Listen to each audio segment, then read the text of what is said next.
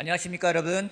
반갑습니다. 지난주에는 우리 고래불 캠핑장에서 만났었는데 또 오늘은 이렇게 예배당에서 또다시 만나서 말씀을 나눌 수 있어서 너무 감사하고 또 반갑습니다. 우리 이현아 어머님 성찬과 헌금을 나눠주셨는데 참 저는 들으면서 저게 경륜이구나 라는 걸 좀 느꼈던 것 같아요. 좀 그 순수한 마음을 또 솔직하게 나눠주셔서 너무나 감사하다는 말씀을 드리고 싶습니다.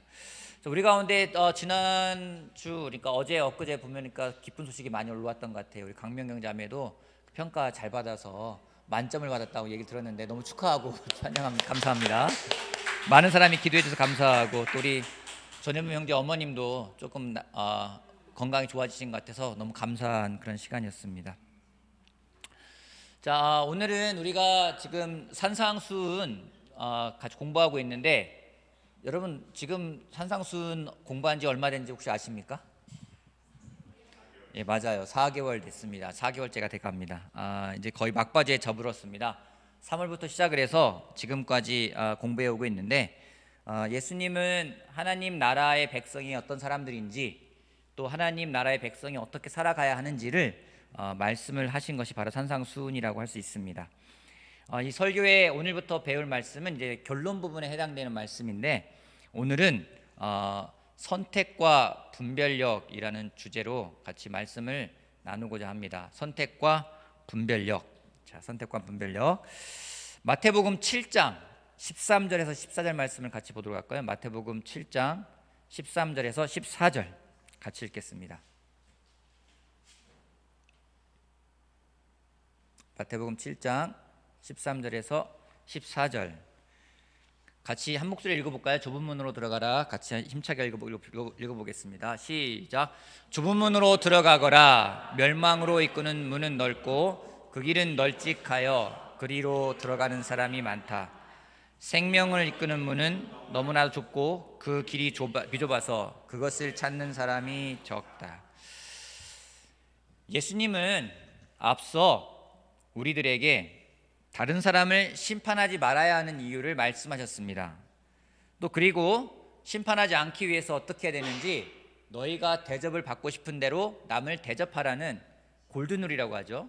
황금률의 법칙을 우리들에게 말씀을 해주셨습니다. 그 뒤에 예수님은 다시 우리들에게 두 길을 보여주면서 두 가지 문을 보여주면서 우리가 어떤 문으로 들어가야 할지 어느 길로 가야 할지를 말씀을 하고 계십니다. 여러분 삶은 선택의 연속이라는 말이 있습니다. 이 말에 동의하십니까? 인생은 선택의 연속이다. 동의하십니까? 네. 오늘 여러분들은 또 어떤 선택을 하기 위해서 갈등하고 고민하신 적 있습니까? 우리 매일매일 일을 하면 갈등이지 않습니까? 고민이지 않습니까? 눈 뜨면 제일 먼저 선택을 하기 위해서 갈등하는 게 뭡니까? 맞아요. 일어날까? 좀 더 잘까? 맞습니다. 저도 그 고민을 합니다. 그리고 또 제가 하는 고민은 그거예요. 양치를 먼저 할까? 씻고 양치할까? 그것도 선택 중에 한 가지입니다. 그리고 또 이제 일어나서 옷을 갈아입고 식사를 할까? 식사하고 옷을 갈아입을까? 그런 선택에 대한 고민도 하게 됩니다. 또 이것을 입을까? 저것을 입을까? 참 영적이지 않은 갈등과 고민을 하게 됩니다. 주일 아침이면은 제가 하는 고민이 있습니다. 넥타이를 이거를 맬까? 저것을 맬까? 아니면 매지 말까? 그런 고민 끝에 제가 내린 선택은 뭔지 아십니까? 아닙니다. 저는 그런 선택을 할 때 그럼 보마에게 물어보자 라고 제 아내에게 물어보는 선택을 하게 됩니다. 살아가며 많은 선택을 합니다. 이런 자잘한 선택도 있지만은 참 살아가면서 처한 어려움에서 내가 도전을 할 것인지 포기할 것인지 그런 선택을 또 하게 되는 경우도 있습니다. 때로는 어떤 선택을 해야 할지 몰라서 또 어떤 선택을 해야 될지 선택할 수 없기 때문에 방향을 잃고 왠지 망망대해에 혼자 떠있는 배 같은 그런 느낌이 들 때도 있습니다. 굉장히 쉬운 선택도 있습니다. 하지만 어려운 선택도 있습니다. 돌아보면 참 많은 선택들을 하며 살아왔는데 저의 선택이 항상 옳았던 것은 아니었다는 것을 알게 됩니다. 그때는 옳은 선택인 것 같았지만 돌아보니 참 얼마나 어리석은 선택이었는지 그걸 깨닫는 시간도 있습니다. 또 반대로 참 그때는 어리석고 멍청한 선택인 것 같았는데 돌아보니 참 하나님이 인도하신 현명한 선택이었구나 라는 깨달음을 얻게 되는 경우도 있습니다. 어찌되었든 이런 많은 선택들을 쌓아오면서 살아온 것이 오늘의 나라고 해도 과언이 아닐 것입니다. 여러분 어떻습니까? 많은 선택들이 오늘의 여러분을 만들었다는 말에 여러분은 동의할 수 있겠습니까? 이런 선택은 아주 쉬워 보이는 것도 있겠지만은 쉬워 보인다 하더라도 조금 더 깊이 고민하면은 선택은 모든 게 어려워요. 사람들은 선택이 어렵다는 걸 압니다. 여러분 선택에 대한 갈등을 할 때가 있지 않습니까? 그 갈등을 하지 않기 위해서 여러분들은 어떠한 선택을 하십니까? 어떤 방법을 만들어내십니까? 사람들이 선택하지 않기 위해서요 만들어내는 방법들이 있어요. 자, 이거를 고를까? 이거를 고를까? 선택하지 않기 위해서 하는 고민하고 생각한 것이 어떤 것인지 아십니까? 맞아요. 타협책을 만들어내요. 타협책을 두 가지를 만들어냅니다. 어떤 것을 선택하더라도 괜찮은 방법을 모아놓는 거예요. 자, 모든 걸 합해가지고 하나로 만들어놔요. 그러면 선택의 갈등이 없어져 버립니다. 여러분 이게 신앙도 마찬가지예요. 어떤 것이 옳은 것이냐, 어떤 것이 그른 것이냐, 이러한 선택과 판단을 하기에 앞서서 많은 사람들이 그런 갈등 때문에 너도 맞고 나도 맞아. 너의 신앙도 맞는 거고 나의 신앙도 맞는 거야. 라면서 선택으로부터의 갈등을 없애버리십니다. 혼합해 놓기도 하고 아니면은 그것을 여러 가지 방법으로 선택을 안 하게끔 인간들은 만들어 버리는데 예수님은 우리의 그러한 아니한 혼합주의에 대해서 아주 명확하게 말씀을 하십니다. 좁은 문으로 들어가라. 넓은 문이 아니라 좁은 문으로 들어가라. 세상에는 넓은 문이 있고 좁은 문이 있다는 것을 우리는 알 수가 있습니다. 예수님은 넓은 문, 그 넓은 문은 무엇일까요? 많은 사람들이 가는 길이에요. 평안해 보이고 편안해 보일 수 있는 그런 길입니다. 하지만 예수님은 그 문이 아니라 좁은 문으로 들어가라고 우리들에게 말씀을 하고 계십니다. 좁은 문이요. 좁은 문. 이 좁은 문은 어떤 문일까요? 좁은 길이라는 것은 어떤 길일까요? 사람들이 찾지 않는 어려운 길. 예, 맞습니다. 여러분 혹시 레밍 신드롬이라는 말을 들어보신 적 있으십니까? 레밍 신드롬이라는 게 있는데요. 레밍이라는 것은 스칸디나비아에 살고 있는 큰 쥐, 나그네 쥐를 칭하는 말이라고 합니다. 근데 이 쥐가 특징이 있어요. 뭐냐면 번식력이 엄청난데 그만큼 또 굉장히 어리석은 부분이 있어요. 막 가다가 낭떠러지잖아요. 근데 맨 앞에 가는 쥐가 낭떠러지를 잘못 보고 떨어지잖아요.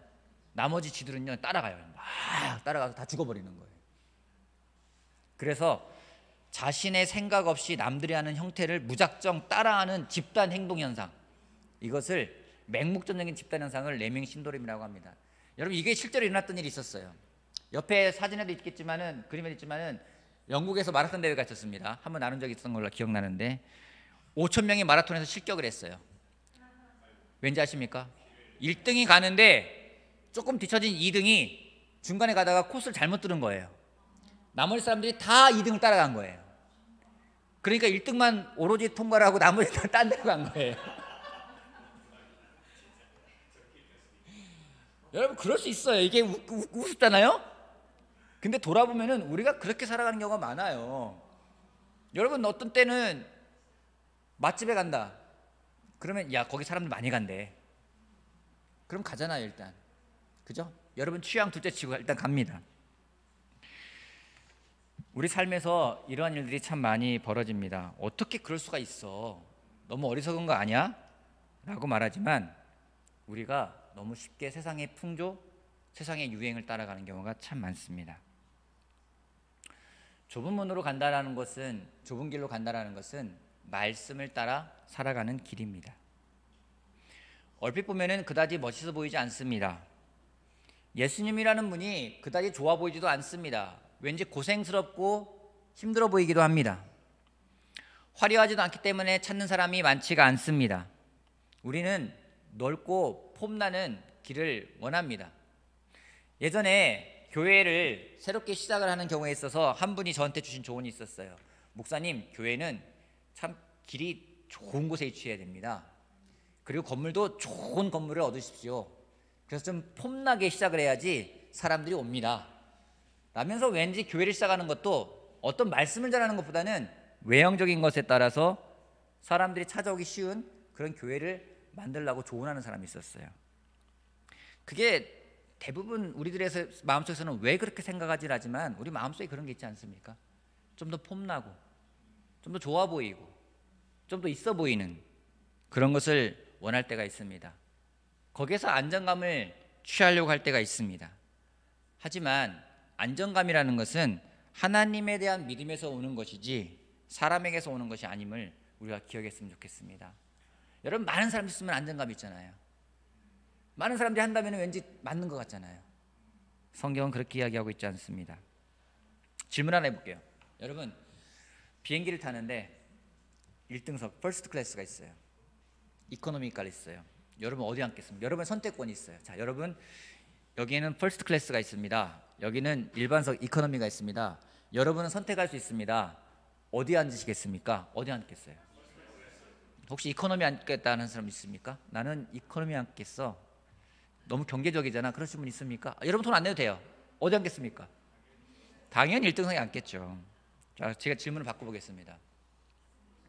여러분이 앉을 수 있는 퍼스트 클래스 비행기는 가다가 떨어집니다. 여러분이 앉는 이코노미 비행기는 여러분의 목적지까지 안전하게 갑니다. 어디 앉겠습니까? 그죠? 여러분, 어느 자리가 중요하냐가 문제가 아니에요. 그 비행기가 나를 목적지까지 안전하게 데려다 줄 수 있는 안전이 보장된 비행기가 중요한 겁니다. 예수님을 따라간다는 것은요, 우리에게 생명이 보장된 거예요. 편안함이 아니라 예수님을 따라가는 곳에는 우리 가운데 생명이 있기 때문에 그 길을 따라가는 겁니다. 한번 질문해 보시기 바랍니다. 여러분은 무엇을 따라가고 있습니까? 어느 문으로 들어가고 있습니까? 우리의 삶을 점검해 보는 그런 시간이 되었으면 좋겠습니다. 내가 더 영향을 받고 있고 내가 더 안정감을 느끼는 것이 어느 것인지, 그것이 넓은 길인지 좁은 길인지. 저는 우리가 말씀을 따라 살아가며 정말 예수님 말씀하신 그 좁은 길로 가는 우리들 한 명 한 명이 되기를 바라겠습니다. 계속 말씀을 보겠습니다. 마태복음 7장 15절 말씀부터 읽겠습니다. 15절부터 20절까지. 이건 한 절씩 교도 갈까요? 저와 여러분이? 제가 먼저 읽겠습니다. 거짓 예언자들을 살펴라. 그들은 양의 탈을 쓰고 너희에게 오지만 속은 굶주린 이리들이다.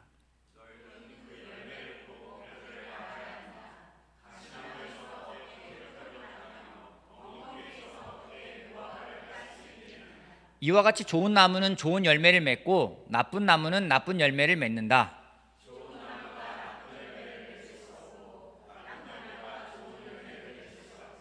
좋은 열매를 맺지 않는 나무는 찍어서 불 속에 던진다.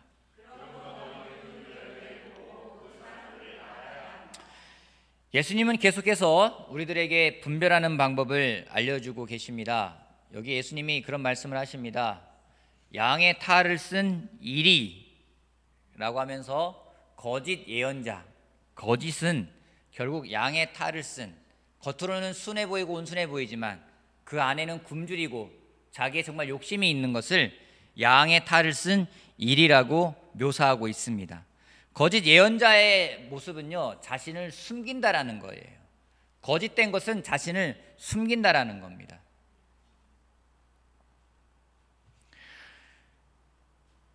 가면을 쓰고 있다는 얘기죠. 탈을 쓰고 있다는 얘기는 가면을 쓰고 있다는 거예요. 여러분, 그 사람이 쓴 것이 진짜 가면인지 아니면은 진짜 얼굴인지 어떻게 할 수 있다고 얘기를 하고 있어요? 그 사람이 어떠한 열매를 맺는지를 보면은 알 수 있다는 겁니다. 진짜와 가짜를 구별할 수 있는 것은 열매를 통해서 알 수 있다는 겁니다. 열매가 없는 삶은 가면을 쓰고 살아가는 삶이에요. 여러분, 가면을 쓰고 살아가면 얼마나 불안할까요? 우리는 살아가면서 여러 가지 역할을 합니다. 가정에서는 엄마나 아빠 역할을 합니다. 또 할아버지 할머니 역할도 합니다. 또 직장에서 가면 자기의 역할이 있습니다. 교회 오면 역할이 있습니다. 근데 예수님 말씀을 따라가지 않으면은요, 우리가 거짓된 삶을 살아가게 되면은 우리는 매 순간순간마다 거기에 맞는 가면을 쓰면서 살아가는 거예요. 하나님 말씀을 따라가지 않으면은 여러 가지 가면을 씁니다. 모임에 갈 때마다 가면을 바꿔 쓰는 거예요. 직장에 출근하면 직장용 가면을 씁니다. 집에 오면은 집에서 맞는 가면을 씁니다. 교회에 오면은 또 제자의 가면을 쓸 수 있습니다. 가면이 여러 개면 어떤 일이 벌어질까요? 헷갈려요. 뭘 써야 할지 몰라요. 때로는 그래서 교회에 회사용 가면을 쓰고 옵니다. 교회 가서 회사원처럼 행동할 때가 있어요. 얼마나 불안할까요? 이런 프로그램이 있습니다. 복면가왕이라는 그 프로그램이 있어요. 가면을 쓰고 자기가 누군지를 숨기고 노래를 부르는 거예요. 뭐 사람들에게는 노래로서 평가받을 수 있는 그런 기회가 될 수 있겠지만 자신을 드러내지 않고 노래를 합니다. 여러분, 얼마나 불안할까요? 얼마나 초조할까요? 얼마나 또 불편할까요? 혹시 여러분 가면을 쓰고 있지 않습니까? 그 사람이 쓴 것이 가면인지 진짜인지 열매로 알 수 있다고 말씀하고 있어요. 그 이야기는 뭔지 시간이 걸린다라는 겁니다. 처음 당장은 잘하는 것 같고 맞는 것 같지만 시간이 지나면 그것이 어떤 것인지 하나님이 명확하게 열매로서 드러내 보실 거라고 말씀하고 있는 겁니다. 그러기에 우리가 올바른 분별력을 가져가려면 우리에게는요, 기다릴 수 있는 믿음이 필요해요. 초조해하거나 불안해하면 올바르게 분별할 수가 없습니다.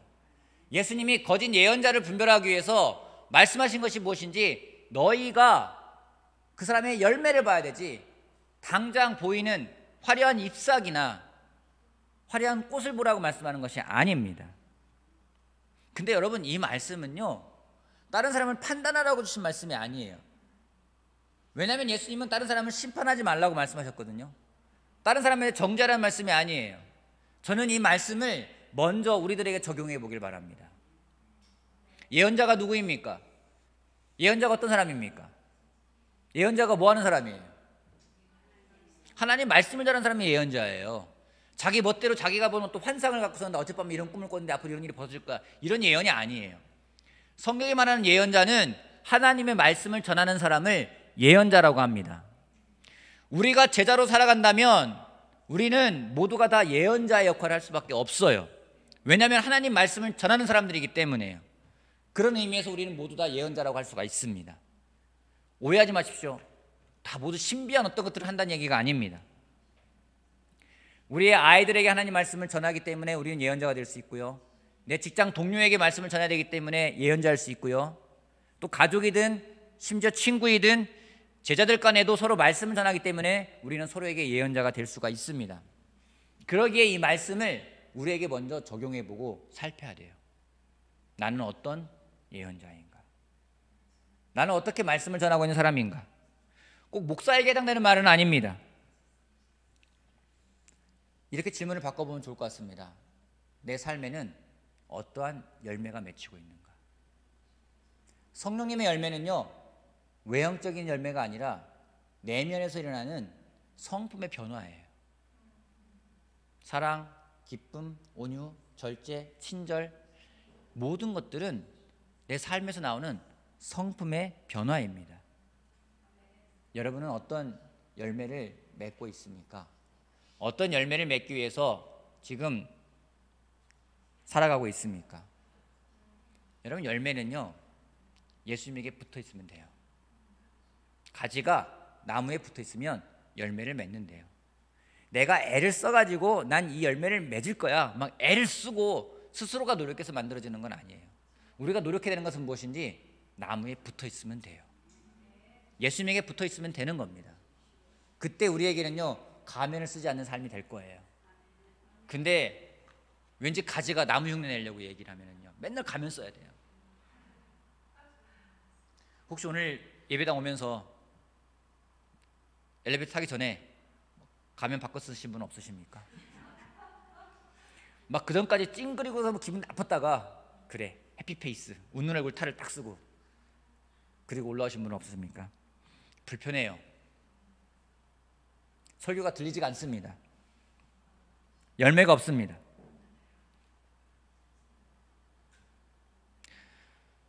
우리가 이 말씀을 우리에게 적용해야 되는 이유가 있다면은, 여러분, 저를 가장 잘 속일 수 있는 사람이 누굴까요? 나예요. 그죠? 여러분을 가장 잘 속일 수 있는 사람도 여러분 자신일 수 있습니다. 왜냐하면 나에 대해 나만큼 알고 있는 사람이 없잖아요. 어느 게 진짜인지 가짜인지 내가 제일 잘 알잖아요. 그죠? 그러기에 가면은 내가 만들어낼 수밖에 없는 겁니다. 다른 사람이 씌워주는 게 아니에요. 그러기에 나를 돌아보는 말씀이 되었으면 좋겠습니다. 여러분, 기독교는요, 다른 어떤 단체나 다른 종교에 대해서 정죄하고 판단하는 단체가 아닙니다. 하나님 말씀이 있고 우리는 그 길을 가면 되는 거예요. 그 길을 가는데 주위에서 뭐라고 해도 상관없습니다. 우리는 우리의 길을 가는 거기 때문에요. 그러기에 예수님에게 붙어서 그분이 주신 그 말씀의 길을 따라서 계속 가면 되는 거예요. 아까 이윤아 어머님 그 말씀했습니다. 내일 어떤 일이 벌어질지 모른다고요. 몰라요. 앞으로 1시간에 어떤 일이 벌어질지도 모릅니다. 지난 주중에 갑자기 날씨가 좋았는데 갑자기 천둥 번개가 치면서 우박이 떨어지더라고요. 10분 전에도 몰랐어요. 한 10분 뒤에 또 날씨가 개더라고요. 그 10분 전에 몰랐어요. 우리 삶이에요. 내가 스스로 가면을 쓰고 살아가는 것이 아니라 예수님 말씀을 듣고 말씀을 따라서 예수님께 붙어서 그 길을 가는 우리가 되었으면 좋겠습니다. 얼굴이 지저분하십니까? 얼굴이 지저분하면 사람들이 화장을 하더라고요. 가리더라고요. 여러분, 얼굴이 지저분하면 가릴 게 아니에요. 드러내고 씻으면 돼요. 가면을 자꾸 쓰기 시작하면요, 가면에 익숙해집니다. 가면을 벗고 여러분의 생얼로 깨끗한 얼굴, 그 얼굴이 가장 아름다운 얼굴이에요. 그 얼굴로 하나님 앞에 나타나는 여러분이 되길 바라겠습니다. 마스크 쓰는 것에 대해 죄책감 갖지 마세요. 쓰세요. 괜찮습니다. 여러분의 자유입니다. 하지만 우리 삶 가운데 정말로 예수님 말씀을 따라서 그 좁은 길을 가며 올바른 선택을 하며 또 그 열매로서 올바른 분별력을 가져가는 우리들 한 명 한 명이 되기를 바라면서 오늘 말씀을 마치겠습니다.